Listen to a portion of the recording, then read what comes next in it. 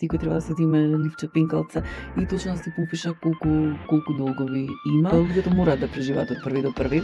Луѓето мораат да ги платат своите сметки. Па генерално парите ќе продолжат да го вртат светот. Добар ден и добре дојдовте во следната епизода на нашиот подкаст насловен на Каде одиме. Мој денешен гостин е Лилјана Алексова, личен водич за семејни финанси. Лилјана, добре ни дојде. Добре најдов.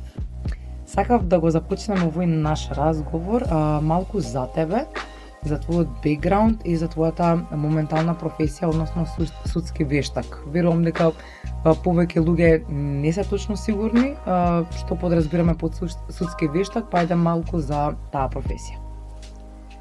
Па да, самиот назив на професијата вешто лице во принцип прави забуна кај луѓето кои што воопшто немале потреба да користат една таква услуга, односно услуга за вештачење.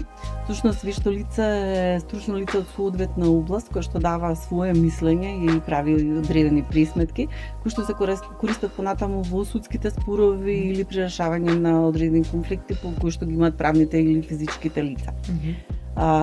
Вешти лица постојат од различни области, значи најчесто ги знаеме ние од медицината, често се спомнуваат по вестите, меѓутоа во секоја област постојат вешти лица, сина дали е градежништво, дали е машинство, да, во сите области постојат вешти лица затоа што тие се потребни, буквално нивните знаења се потребни за било какви постапки, како што реков. Всушност, јас сум вешто лице од областа на економијата, поточно материјално-финансиско и сметководствено работење и тоа е мојот бекграунд, односно по кој што најмногу луѓе ме познаваат. Тогаш би сакала да знам какви познавања се потребни за една личност да биде судски вештак. Што е оно што е потребно за да бидеш судски вештак? Секако најпрво е потребно знаење, односно диплома од одреден универзитет во областа во која што сте одлучиле да работите, но дополнително е потребно многу надградба во врска со ова, сите тоа е поврзано со многу закони кои што мораме да ги истражуваме затоа што се оно што понатаму ни оди во постапките мораме да го креираме согласно законската легислатива, така што потребна е многу аналитика, постојано учење за да може да се држи чекор во сето тоа што е ново, односно што излегува како судска пракса, многу интерни акти кои што ги имаат правните лица или институциите, така што навистина многу големо поле на знаење е во прашање. Колкав е предизвикот да се работи како судски вештак и колку време си всушност судски вештак? Па оваа година ми е полнолетство, 18 години како сум судски вештак. Честито. Благодарам. Со бомбонера требаше може да подкастов да ни дојдеш. Да, баш беше интересно. Токму во овој период дознав дека воопшто постои една таква професија. Претходно тие беа ни решенија кои што ни ги издаваше судот, меѓутоа сега веќе Министерството за правда ги издава лиценците за вештаци. Активно работам, па од прилика толку години.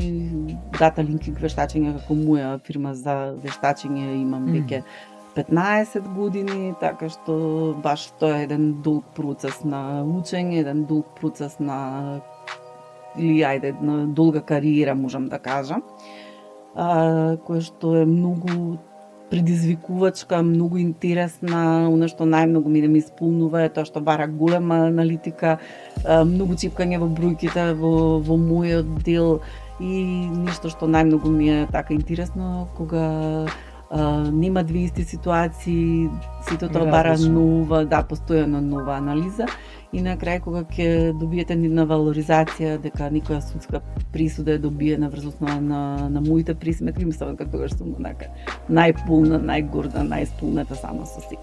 Во тоа е всушност она што ви причинува и задоволство, споменавте за предизвиците, сега за она што ве прави задоволна во професијата. Од каде излезе идејата за вашиот курс? Тоа е всушност Money Master и како дојде до развивање, идејата и развивање на овој продукт? Дали токму од вашата професија излезе идејата за Money Master? Па мислам дека во најголема мера да, сите она што во пракса го гледате, нели, како што се појавуваат предметите, како што ги анализирате, предизвиците со кои што ви доаѓаат луѓето. Така осознавате дека сите, дури најмалите фирми, најмалите компании, дури оние што се лице фирма, имаат една поддршка од сметководителите. Меѓутоа физичките лица, оние кои што треба да се справат со никакви долгови кои што ги имаат, кои што не можат да се вклопат во семејниот буџет, навистина нема кој да ги води низ тој процес. И така некако природно дојде моето размислување што со овие луѓе, кому тие би можеле да се обратат, нели во секојдневните ситуации кога дошол некој предмет каде што сум дала совет од типот подобро плати го ова за да не направиш трошоци поголеми за уна.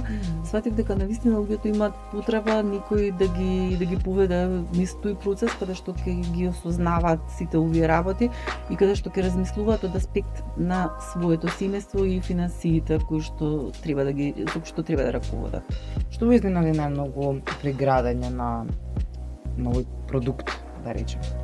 Веќе одлучив дека ќе го креирам курсот и кога почнав да истражувам литературата која што сакав да ја користам, најмногу ме изненади што воопшто на овие простори, не само македонските, туку и на бивша југословенските, воопшто немаше никаква литература во врска со ова. Има многу луѓе кои што зборуваат за финансиите, тоа е доста атрактивно сега. Меѓутоа, секогаш се гради, односно се нуди нешто како краен продукт од типот на седно, дали ќе биде осигурување, инвестирање. Меѓутоа, мојата лична идеја беше дека тоа мора да биде еден систем на алатки кои што ќе водат токму за креирање на финансиската стабилност на семејствата. Така што многу ме изненади што немаше литература која што можев да ја користам. Цело време морав да се базирам на странска литература, америчката, поради нели говорните разлики, односно проблемите кои што не можев да користам, например германска или шпанска литература, например. Меѓутоа, таа е пак по сосем други економски принципи правена и морав да правам многу прилагодување за да можам да го доведам на она што е соодветно за нашите финансии, односно нашиот начин на остварување плата, оденачување и дополнително дека морав сето тоа да го прилагодам на оние наши семејни навики кои што ги имаме од нашите семејства, сите оние матрици кои што сме ги превземале од нашите семејства. Така што најмногу ме изненади тоа што воопшто кај нас семејните финансии не биле предмет на анализа. Дури на факултет, она што го учиме како предмет, тоа е една монетарна економија или монетарна политика која што зборува за буџетот на државата, а семејните финансии се буквално пропуштени во сите фази. А замислете, семејството е структурата, основната структура која што понатаму треба да го наполни буџетот како со средства. Така што ако ние во семејството не можеме да правилно да буџетираме, односно да се снаоѓаме, навистина мислам дека имаме голем проблем. Доста интересно звучи вака, би сакала да навлезам во деталите. Пред да го започнеме овој интервју, малку си поразговаравме нели околу овој продукт, околу тие 6 модули кои што ги спомена. Ајде да ги пообјасниме малку.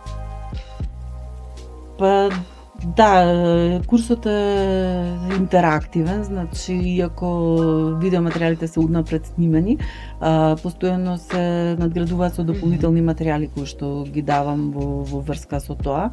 Меѓутоа, основно е она што мора да се помине од типот на парите и нашиот однос кон парите. Приходите и трошоците кои што ги имаме во семејствата, особено го сакам модулот на отплата на долгови, каде што сметам дека голем процент од популацијата се справува со маката имање на долга, не знаење како полесно да се отплатат. При проучување на материјалите открив дека има и разни модели на отплата на долговите. И особено на крајот завршните модули се однесуваат на заштита на семејството, типот на резервен фонд, односно фондот на случај и фондот за инвестиции кои што треба да го има во секој семејство. Верувам дека публиката ќе се интересира посебно за делот отплата на долгови.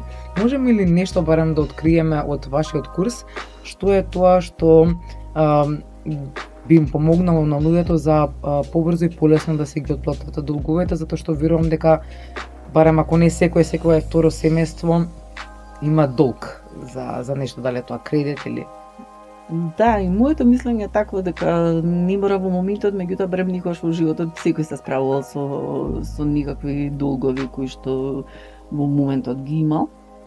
Најинтересно е во делот на долгови што мора да се изанализираат сите долгови кои што постојат, значи секој треба да се земе ливче, пенкалце и точно да се попиша колку долгови има. Типот на тоа дали е некој потрошувачки кредит, дали е хипотекарен за купување на имот, можеби постои некој долг кон извршители. И тогаш прво се избира кој е оној долг кој што носи најмногу дополнителни трошоци. Значи, битно кај отплата на долговите да се елиминираат најголемите трошоци кои што постојат. Секогаш го завршувам овој дел со ако имате извршни постапки, гледате прво да ги намирите трошоците на извршување, односно долговите кои што ви се предмет на извршување, затоа што тука се немилосрдни каматите кои што течат, сите се по закон, значи немаме дискусија дека тука нешто извршителите претеруваат. Тоа се само пари кои што се е предвидено. Значи нема тука нешто што е незаконски, многу пари ви земаат, сето тоа е согласно закон. Меѓутоа трошоците се навистина големи и сметам дека семејствата кои што имаат вакви долгови треба да се заштитат на тој начин што најпрво тие ќе ги отплатат. Другите се различни модули, значи се отплатуваат откако ќе се анализираат кредитите што ги имаат или други видови долгови, заеми или што и да е предмет на долг, да се утврди кој долг е полесно да се отплати, односно кој е следниот кој што побрзо ќе ни биде отплатен и на крајот да останат оние долгови кои што навистина се потешки за отплата, но да бидат барем единствените кои што ќе бидат за плаќање кога веќе во редот на долгови имаме повеќе за отплата. Колку време постои Money Master? Колку трае курсот временски? Дали е ограничена групата на луѓе кои што можат да го посетуваат? Малку и за тоа? Па курсот е креиран веќе една година, со тоа што првата група заврши пред 20 дена. Активното појавување, рекламирање, многу курсови неполни 3 месеци. Во моментот се полни втората група, предвидени се 15 до 20 учесници. Со физичко присуство или на кој начин се води? Не, видеата се однапред снимени, меѓутоа активно постои групата во која што си даваме меѓусебна поддршка секојдневна, така што во тој дел е интерактивна, значи не е ништо само изгледајте го видеото и пуштени во етерот, туку цело време се дискутира на одредена тема. Имаме 3 сесии Q&A, односно прашања и одговори, каде што дискутираме согласно модулите што е она за кој што треба да се зборува и нормално секој од учесниците добива индивидуална поддршка 2 пати во текот на курсот. На почетокот ги детектираме проблемите за кои што треба да се зборуваме. Вториот пат е доколку во текот на курсот има некој модул кој што прави посебен предизвик и на крајот кога ги имаме последните модули уште еднаш зборуваме за што е она конкретно, дали сме постигнале одредена цел, односно дали уште нешто треба да се ревидира во поглед на она што била почетна задача, односно почетна потреба. Во која насока планираш да се развива Money Master? Кој е роудмапот на ова решение? Во нареден период сигурно ќе бидат уште 2-3 вакви групи кои што ќе бидат нели со истиот интензитет, истата поддршка, 6 модули кои што траат 8 недели заради прашањата кои што се во меѓувреме. Така што отприлика тоа е никаде до летото 26-та. Во летото би сакала да можам да организирам она што ми е една идеја да ја активираме малку по малата средина во Република Македонија. Сметам дека сите случувања се најчесто во Скопје, но јас би сакала да организирам еднодневни работилници во помалите градови. Да, затоа што таму мислам дека прво имаат многу малку случувања на одредено ниво, а второ пак вакви обуки тотално им се на луѓето недостапни, непознати. Така да би сакала во нареден период да го направам тоа. Летото се надам дека малку порелаксирано во поглед на обврските, па да можам да си дозволам уште и на таква дополнителна моја физичка активност од типот на движење, од типот на еднодневни работилници. Така што тоа ќе ми биде некој нареден предизвик, ќе видиме на мастер како ќе се развива. Не би можела стига да кажам, меѓутоа ова е нешто што ми е зацртано како таргет и кое што мислам дека ќе може да се уствари во наредниот период. Сакав да се надоврзам, пред малку зборувавме нели за кредити, за трошоци кои што ги има едно семејство во Република Македонија. Неодамна ми излезе вест за потрошувачката кошничка на едно 4-члено семејство, чинам 60-62,000 денари, сега не ме фаќа за збор. Што мислиш ти за потрошувачката кошничка? Значи, потрошувачката кошничка е една категорија која што е извадена од статистичките податоци на Државниот завод за статистика. И претпоставам дека е толку колку што е, тие податоци не би требало да бидат манипулирани во ни една смислена зборот. Меѓутоа, дали е тоа доволно за едно 4-члено семејство? Да, на тоа мислев всушност. Не знам, јас земајќи предвид разговорот што нели си го правевме дека има луѓе нели кои што имаат кредити, трошоци, живеат под кире и така натаму, па дали 60-62,000 денари мислиш дека може да задоволат? Мислам дека многу малку. Меѓутоа, оно што е реалноста е дека луѓето мораат да преживеат од први до први. Луѓето мораат да ги платат своите сметки. Луѓето мораат да се нахранат, можеби да купат облека, можеби ќе треба да платат нешто за децата за во училиште. Значи, тоа се неопходните трошоци кои што не можеме да не ги платиме, освен ако не претпоставиме дека ќе влеземе во долгови. Така што затоа смитам дека е многу неопходно да се направи една добра анализа на се она што го трошиме и да видиме како можеме во тој дел да се справиме. Постојано билам ни дека луѓето без мани мастер не знаеле како да преживеат од први до први, меѓутоа многу е битно да се направи структура која што ќе биде солидна за функционирање финансиско на едно семејство. Кога зборувам семејство, постојано повторувам, не е битно дали тоа е едно 4-члено семејство или е брачна заедница без деца, можеби еднородителско семејство. Во минатиот модул имав и неколку кои што беа самостојни девојки беа во тој дел, значи живееа сами. Има таква потреба, значи да научат како да менаџираат со своите финанси. Значи секој лично е должен кон самиот себе да ја направи таа анализа за да знае како подобро функционира. Со колку пари ќе располагате е само онолку колку што се вашите приходи.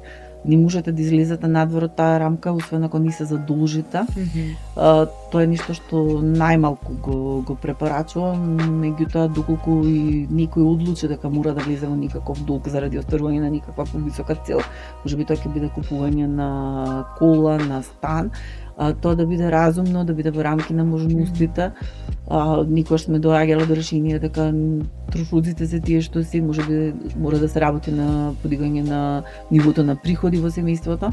Така што различни се моделите кај секој, не постојат индивидуални исти семејства, затоа што сите потекнуваме и од различни семејни навики, остваруваме различни приходи, различни се семејните услови, така што нема генерални одговори. На крајот на денот сакаш да кажеш ќе си ги пуштиш нозете колку што ти е чергата долга. Апсолутно, и тоа е една од позитивните конотации во кои што најчесто се спомнуваат парите. Сите други за кои што знаеме се многу понегативни, од типот парите не растат под дрвот. На дрво многу. Тоа има многу сигурно краде, значи ова со чиргата е можеби најсоодветното што може да се каже околу финансиските конструкции, односно она што е поврзано со парите. Уште едно прашање за Money Master. Што добиваат луѓето кои што го посетуваат овој курс и што по завршувањето на овој курс, дали нудите поддршка, помош за било какви прашања или нејасноти кои што ги имаат по завршување на курсот? Па да, курсот ни завршува со последното предавање или последната Q&A сесија, прашања и одговори. Значи групата останува активна уште подолго време, се додека е самата група активна, значи се додека постои интерес, луѓето допишуваат, споделуваат мисли, понекогаш се тоа шеговити пораки кои што се поврзани со парите и начинот на трошење. Групите ќе постојат се додека постои интересот во нив. И после завршување продолжувам да споделувам едукативни материјали, така што тоа е нешто што е едно продолжување на самиот курс, се додека постои интерес. Каде луѓето можат да дознаат повеќе за Money Master, да споделиш каде можеме да се обратиме, да стапат во контакт со тебе доколку се заинтересирани? На моите социјални профили, на Facebook, Instagram и LinkedIn, Лилјана Алексова и Money Master како посебен производ, односно посебни пејџови. Има најчесто линкови кои што водат до нив и водат до SMS, односно до пораки кои што да може да стапат во контакт. Така што претпоставувам дека и на линкот на подкастот ќе ги поставиме дел од нив, да можат директно да ги најдат, за полесно да можеме да се вмрежиме, односно да се пронајдеме, ако ништо друго да предискутираме, да најдеме можеби некој прашање кој што можеме да го одговориме и да се договориме за кој од следните групи може да се покриме. И за крај, Лилјана, на каде одиме? Па генерално парите ќе продолжат да го вртат светот, без тоа нема да постои, значи тоа уште долго ќе биде така. Така што ќе мораме повторно да останеме финансиски свесни, ќе мораме да размислуваме не само за своето семејство, ќе мораме да изградиме и здрави ставови кон финансиите и заради иднината на нашите деца, кои што сега ние ги даваме насоките за нив како треба да се однесуваат кон парите. Така што сите мораме да го подигнеме на ниво на свесност за да можеме да изградиме една стабилна финансиска иднина. Благодарам за денешниот разговор, ми беше задоволство и јас си го збогатив моето знаење поврзано со финансиите. Ти посакувам многу успех и се надам дека ќе се видиме во некоја наредна прилика. Благодарам на поканата, ми беше задоволство.